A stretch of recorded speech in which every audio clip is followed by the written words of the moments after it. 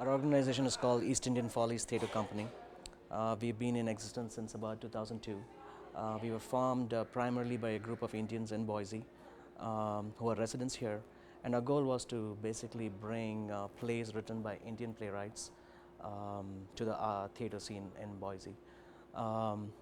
They're typically been dealing with themes from the Indian subcontinent, Indian people's perspective. But of course, over time, we realized that we are not really that different. You know, it's the same issues, the same niche issues, the same dysfunctional families everywhere, the same stories we're talking about. The reason we also wanted to do, I think, when we all got together, it was a small group of people who were really interested in theater. We weren't professionals, we had day jobs, but we wanted to do something, right?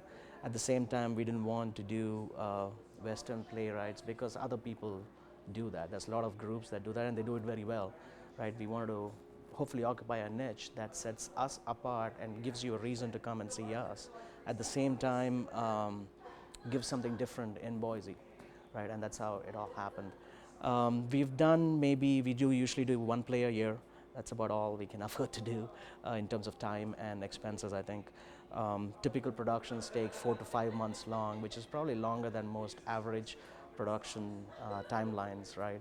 But it's because of we have jobs, and I'm not saying that nobody else has jobs. Everybody's got jobs, but it's just other commitments that are a lot more pressing sometimes. You know, families. You know, somebody's daughter falls sick and they can't show up for 2 weeks and stuff, right? We can't hold off productions. So that's been the case.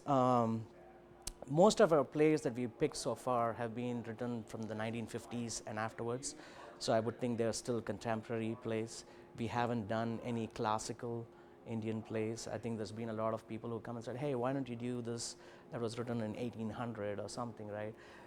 We can, you know, I think it's just we need to grow as a group to be able to do that. It's very easy to associate with certain issues that we are all familiar with and be able to project it and be honest to it and give you the right story.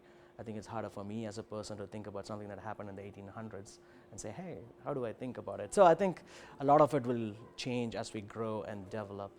But it's been exciting, really, and I think I have to say a lot about we wouldn't be here if people weren't ready to come and see us. I think it's very easy to go and say, oh, I think I'm going to do something different. I'll do Indian plays, but if people don't come and see us, it very quickly dissolves, right? I think it's a testament to the community here that 6 years that we've been alive and we've been able to do these things and have really good receptions and have people walk away saying, hey, thanks for doing something like this in Boise. I think it's very gratifying. So new things. So about 2 years back, my sister went to New York for a stage reading of this play called Love Person, and she found the script. And we were in the throes of looking for scripts, and she said, hey, you might want to be interested. So we connected with the playwright, and we got the script, and there was a script called Love Person. And immediately fascinated with it. It's an amazing play, one of the best plays I've read in a long time by a contemporary playwright. And we were looking to produce it, but we also knew that we didn't want to do it on our own, right? Because it is a play that requires a multi-ethnic cast. And then I met Buffy from Ali Rap and showed her the script, and she was very excited about it too. And we decided to co-produce it. So it would be a joint production between East Indian Follies and Ali Repertory Theatre, and Buffy, the co-artistic director, is directing the play.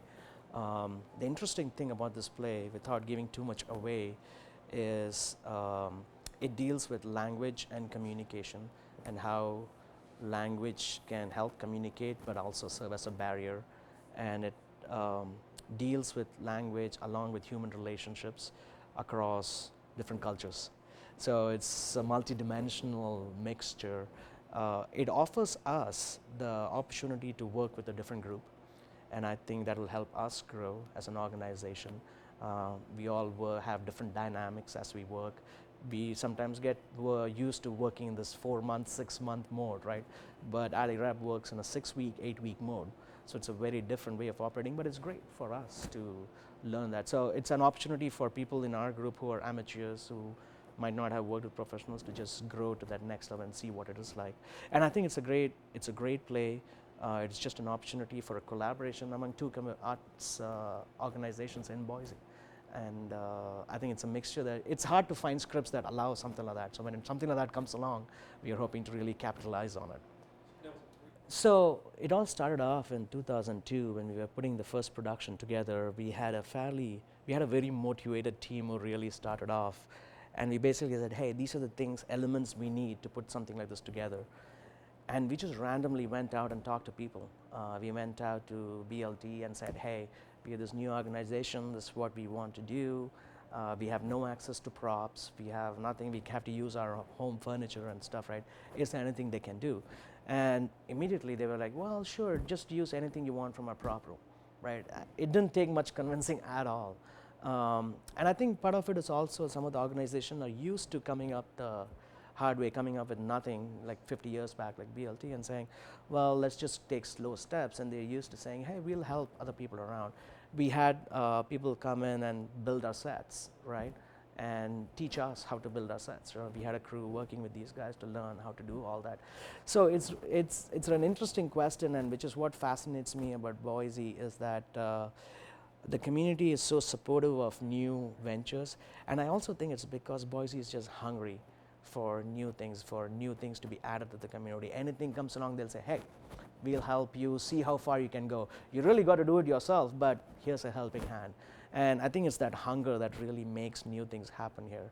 And I think there's more new things to come that, and we do the same, I mean, we always, we have our crews help with sets in Music Theater of Idaho or BLT, you scratch my back, I'll scratch yours.